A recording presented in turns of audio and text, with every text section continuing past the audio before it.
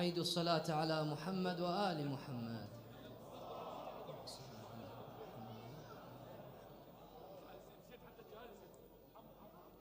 أعوذ بالله من الشيطان الرجيم. بسم الله الرحمن الرحيم. صلى الله عليك يا سيدي ويا مولاي يا رسول الله. صلى الله عليك وعلى أهل بيتك المعصومين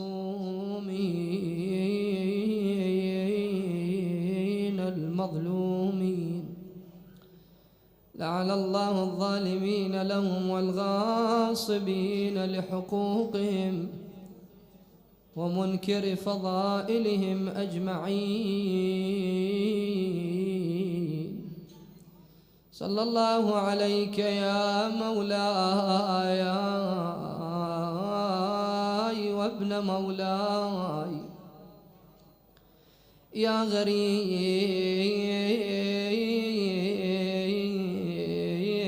وليس كمثله غريب يا مظلوم كربلاء. صلى الله عليك وعلى المستشهدين بين يديك يا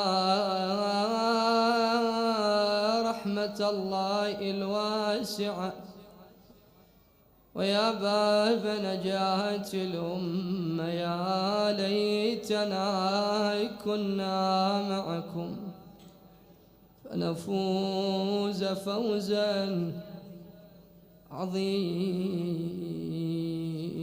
يا ليل عاشوراء يا ليل عاشوراء ليتك لم تكن فعظيم خطب حل فيك جليل. فإذا حللت فليتك تبقى سرمدا وظلام ليل عنك ليس يزول. إذ في صباح عن ظلامك ينجلي إذ في صباح عن ظلامك ينجلي للشموس خير الأنبياء أفول.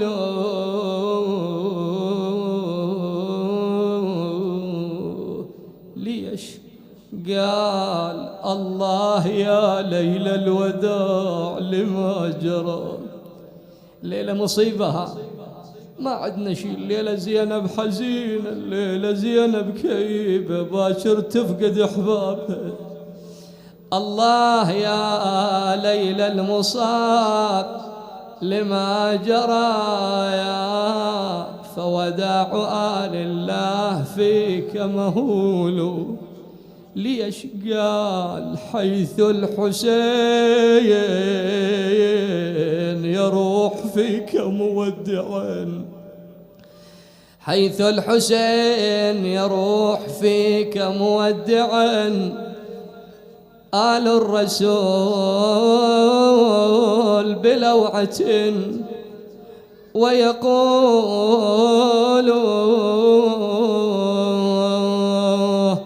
هذا الوداع والملتقى فيه جنان خلد ظلهن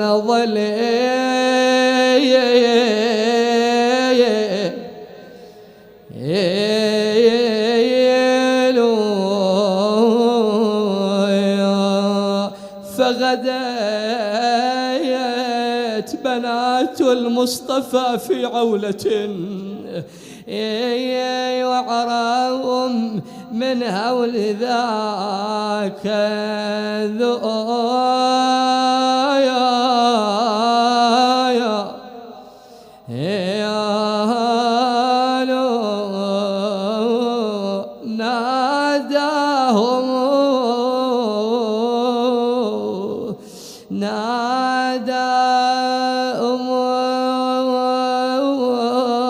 صبرا على القضاء، ناداهم صبرا فقد نزل القضاء، وبكاكم بعد غدا سيطايا.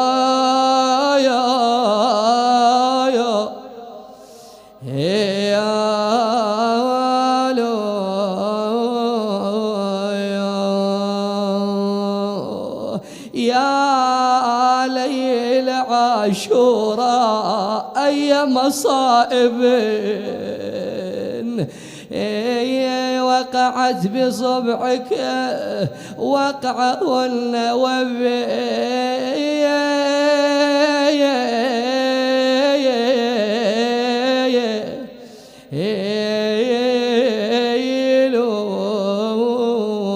زينب ايش قالت؟ قالت طويلة طويلة عسنك يا الليلة طويلة، عسنك يا هالليلة طويلة، يتوادع الخل من خليله، وابن والدي قرايا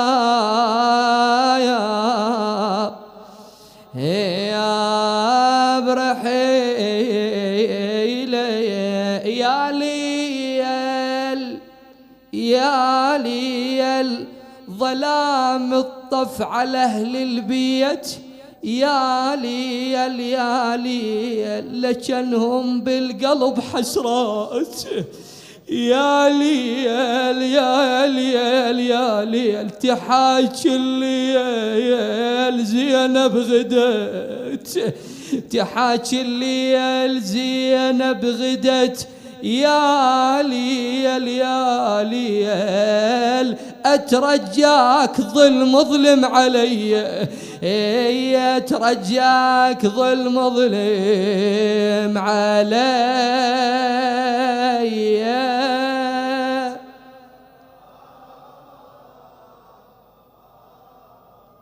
لكنما الأمر لله، إنا لله وإنا إليه راجعون، ولا حول ولا قوة إلا بالله العلي العظيم.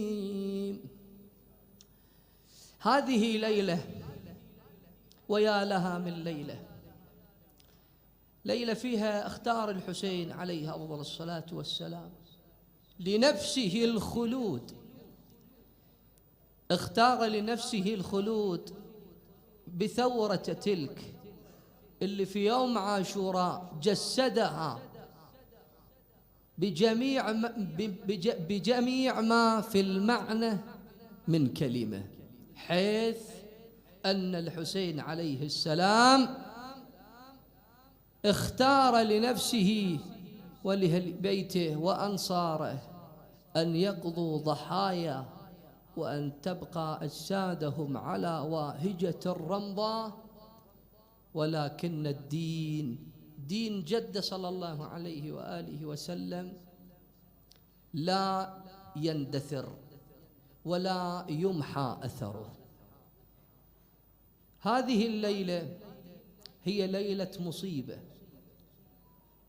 إذا أنا وياكم نمشي لكربلاء بهالليلة ليلة عاشوراء، ماذا نجد في كربلاء؟ نجد في كربلاء أصحاب أنصار وأهل بيت النبي الأكرم عليهم أفضل الصلاة والسلام في مثل هذه الليلة بين ذاكر لله عز وجل وبين تال للقرآن الكريم. يقول إمامنا الصادق عليه السلام: كان لأصحاب جد الحسين وأهل بيته عليهم السلام في ليلة عاشوراء دوي كدوي النحل. بين تال للقرآن وبين ذاكر وبين مصل. ولذلك كان هو الحسين عليه السلام قد أشار إلى أصحابه وأخيه أبي الفضل أن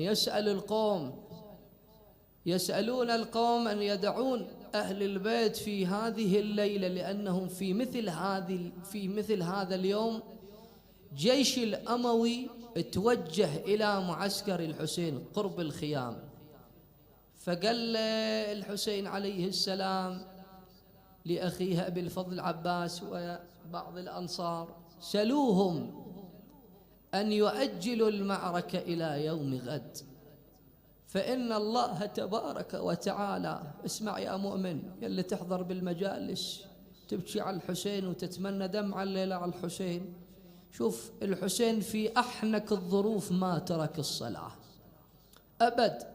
قال له: إن الله يعلم إني أحب الصلاة وأحب تلاوة القرآن الكريم، ولذلك في مثل هذه الليلة انشغلوا بذكر الله. هذا جانب آخر. في يوم 9 حسمت المعركة، جاء اللعين بكتاب من عبيد الله بن زياد، وذلك بعدما افتعل حديث وكلام عمر بن سعد، كان لا يرغب في مواجهة الحسين، أن يواجه الحسين، فافتعل كلام حديث أن الحسين يتنازل. زين، والحسين كان طالب صلوات الله وسلامه عليه من عمر أن يقابله كذا مرة، فأبى عمر بن سعد، حتى جاء عمر بن سعد بعد اللتي واللتية، وصل عند ابن بجانب اسمه حفص عمر بن سعد، فجاء الحسين عليه السلام ومعه ولده علي الأكبر صلوات الله وسلامه عليهما.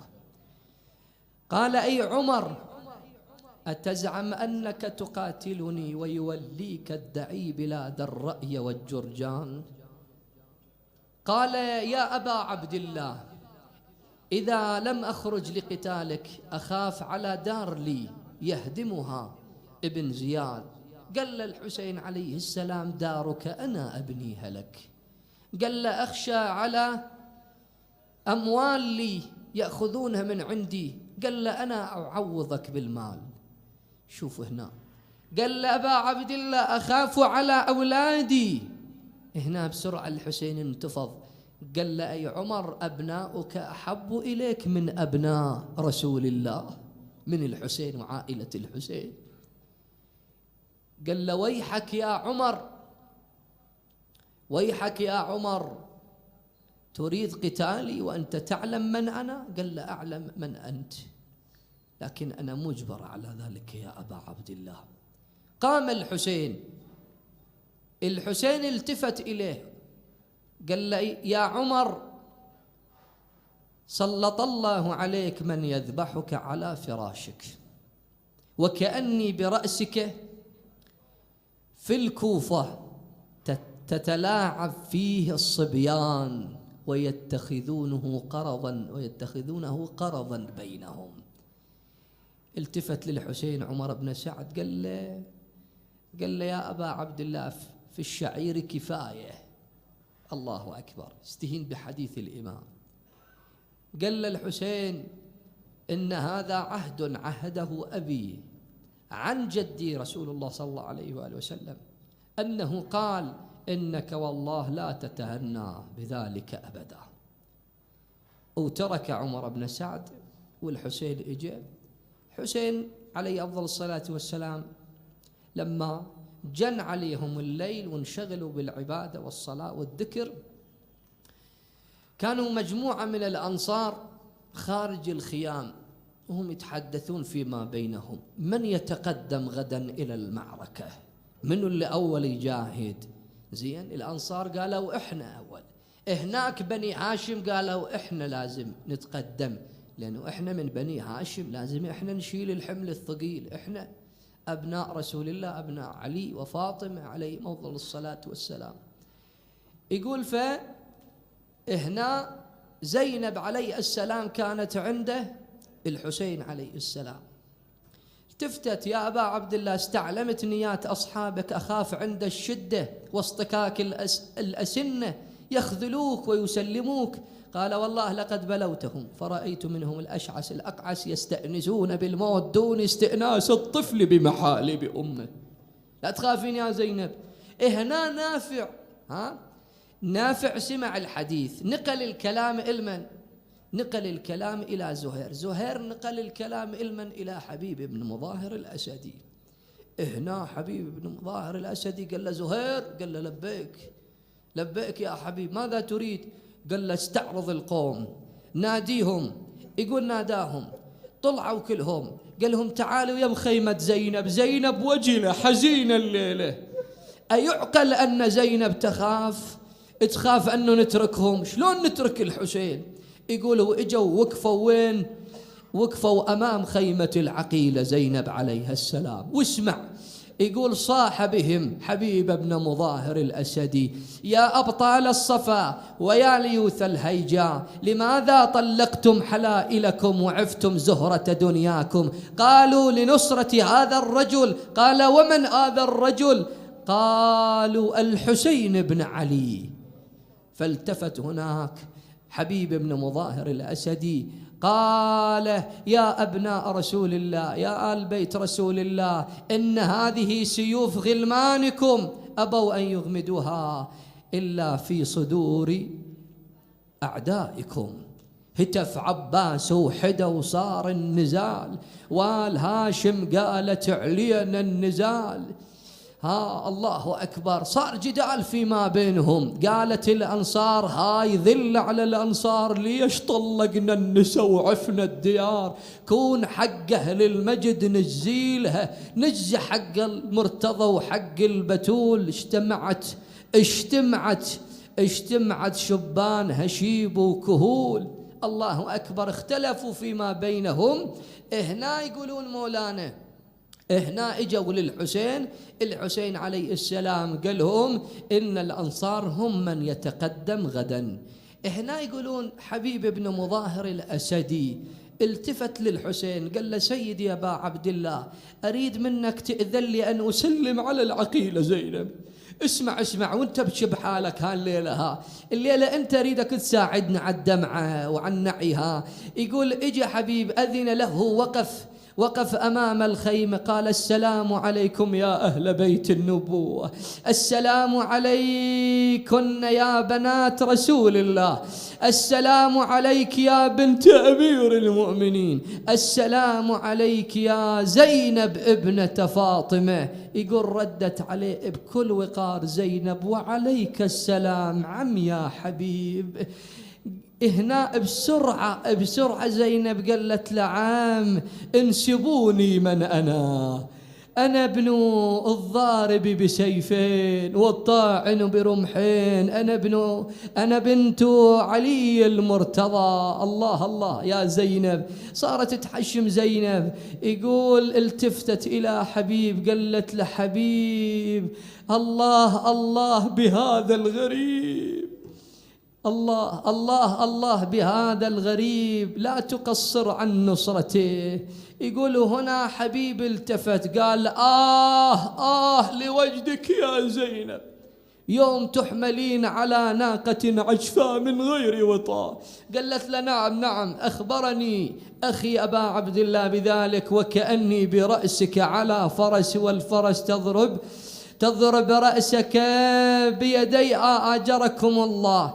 هذه جل الحديث اللي قردت تتكلم عنه. لكن بهالليلة يقولون زينب كانت عند من؟ كانت زينب عند الإمام زين العابدين.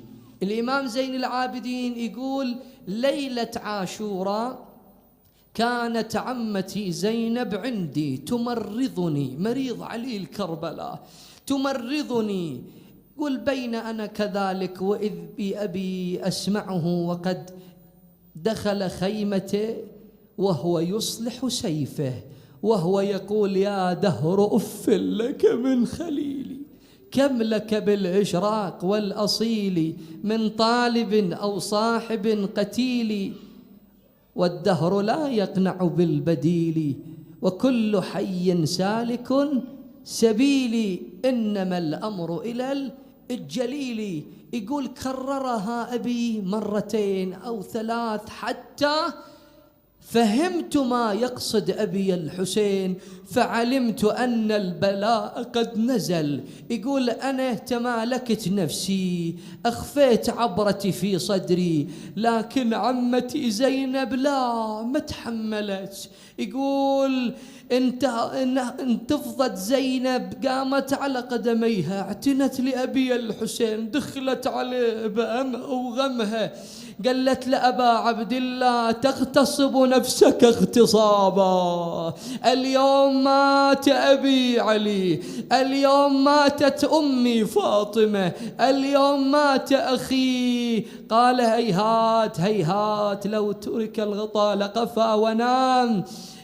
أجركم الله. زينب التفتت هنا للحسين، قالت لأبا عبد الله ردنا إلى حرم جدنا. قال هيهات هيهات يا زينب. ثم قال يا زينب يا زينب إن أبي خير مني، وأمي خير مني، وأخي الحسن خير مني، ولي وفي كل مسلم برسول الله أسوة حسنة. يقول هنا زينب عرفت كلام الحسين، أن الحسين استسلم. قالت له أبا عبد الله هل استسلمت للموت؟ هل استسلمت للموت؟ يقول فقال الحسين أخي زينب اعلمي أن أهل الأرض يموتون وأهل السماء لا يبقون، وكل شيء هالك إلا وجهه. آجركم الله. يقول فصاحت عندها زينب أيوا محمدا، أيوا عليا. الله يرحم الشعراء. يقول زينب لفت يم حسين لكن قابع بالهم، زينب لفت يم حسين لكن قابع بالهم، تعنت لي أهل الخيمة وتفسر الصخر ونتها، طبت قعدة قباله وعلى خده المدمع صار تقل عليك يا ابن أمي، عليك يا ابن أمي، تقل عليك ضلع أمي المظلومة ومصيبتها. شو تريدين يا زينب؟ سولف لي يا ماي العين، لا تخفي علي حسين، علي من هالفزع صوبيا، واشوف بعج الخيل وادي كربل غيم. بعد شنو قال؟ اويلي من سمعها حسين سالت دمعة عيونه، يقلها خاف اسولف ليك ووجهك ينخطف لونه. ليش ابا عبد الله؟ يقلها خاف اسولف ليك ووجهك ينخطف لونه، شتله وشتله هالبيتي يختي القوم يردونه، او لابد ما تشوفيني. وين الغياره؟ او لابد ما تشوفيني فوق الثرى مقطعيني، يا زينب لا تنوحيني، عينك عاليتامى النار لو شبت بالمخيم، تقل الكاتبك يا حسين من هالناس شاوينا، يقلها كلها انقلبت علينا، يقلها كلها انقلبت علينا، تقله سدر بالضعن، تقله سدر بالوطن بينا، يقلها ما يخلوني أسدر بعد بضعوني، ونيتهم يقتلوني. أقول ولا بد ما تشوفيني وشيبي يقطر من الدم، فصاحت زينب وأخاه أيوا حسينا أيوا مصيبته. يقولون زينب الليلة بمثل هاي الليلة يقول ساعة تنظر إلى الحسين وساعة تنظر لأبو فاضل وتنظر لباقي بني هاشم. شو تقولهم؟ تقولهم وصوا بنا قبل لا ترحون وقبل لا على الغبرة تنامون.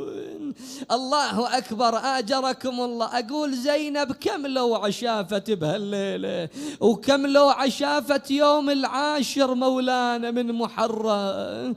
في مثل هذه الليلة يقول الحسين طلب من زينب الرضيع، فجاءت بالرضيع ناولته الرضيع، فلعن الإمام الحسين قاتل الرضيع.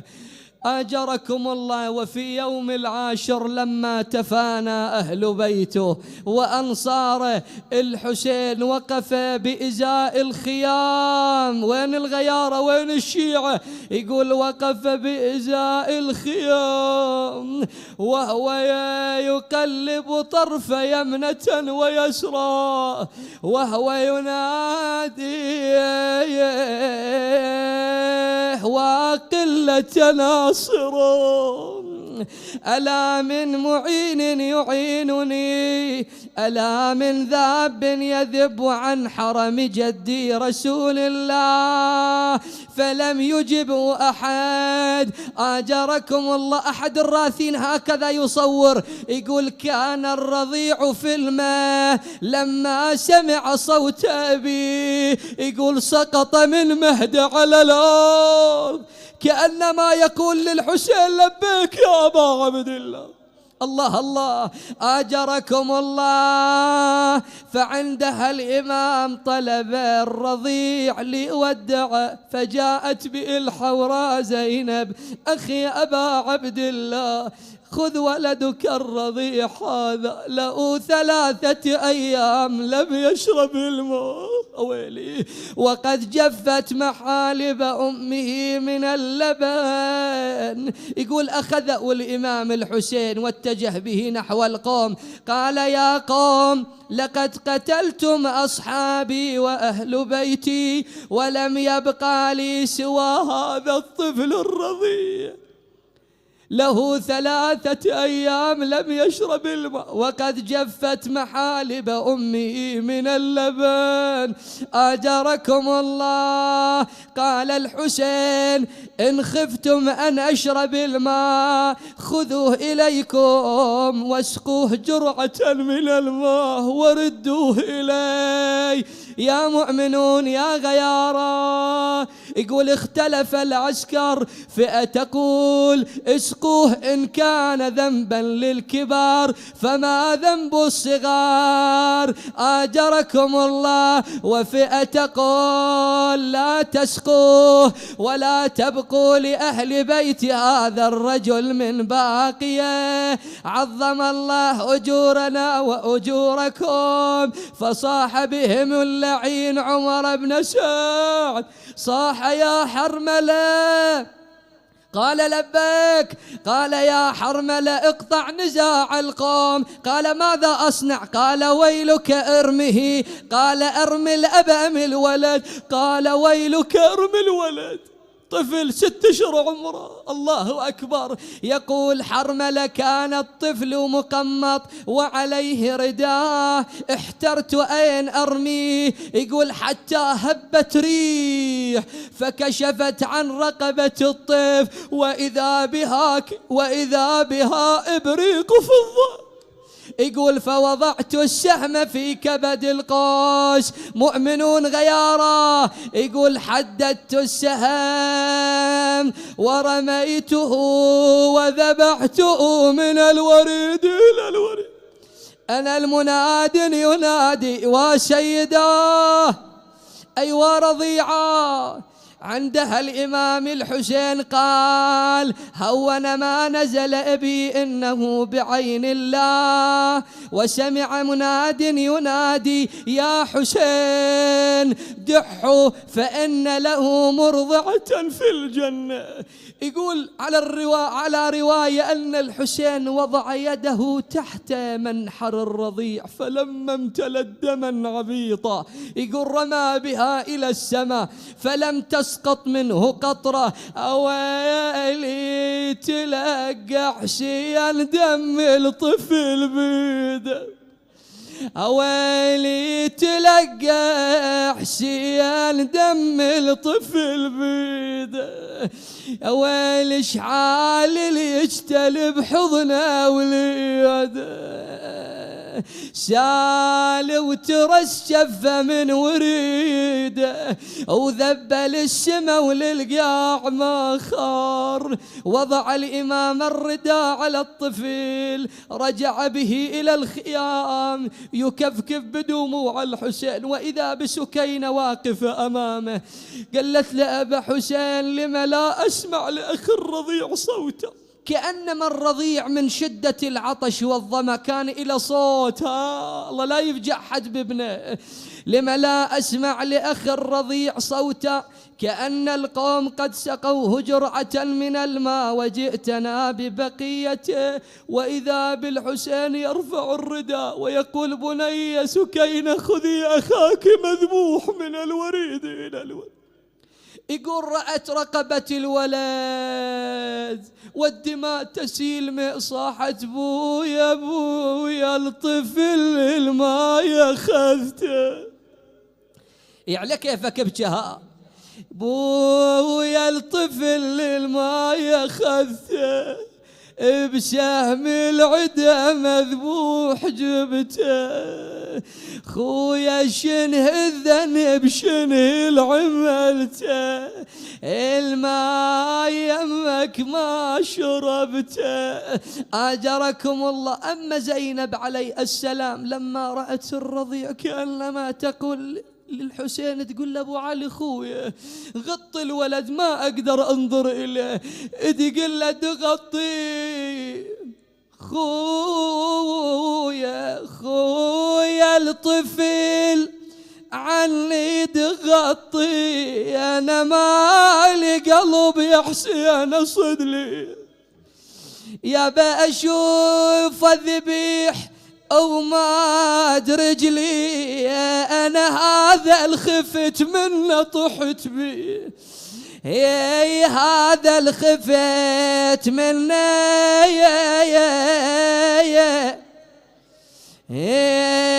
طحت بي.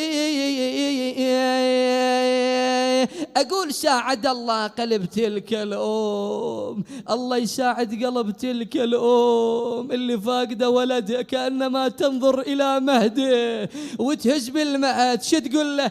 تقول له: يا ابني يا ابني يا عبد الله يا غالي يا غالي، أنا برباك سهرت الليالي الليالي الليالي، أنا أدور عن يميني أو عن شمالي عن شمالي، وحزن بالمهد والمهد. خالي اي والله. شو تقول بعد؟ قالت: وانا ابني ما ياتب للعزل انصوب، وانا ابني ما ياتم للعزل انصوب، وانا ابني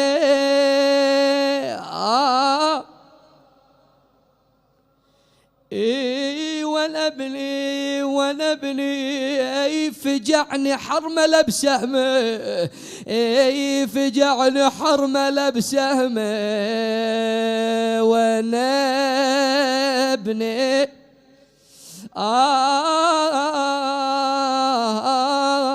أنا فجعني حرمله بسحمة ولا ابني الطفل عاد يفطمونه، وانا ابني ينفطم يا ناس بزقام المنية، ينفطم يا ناس بزقام المنية.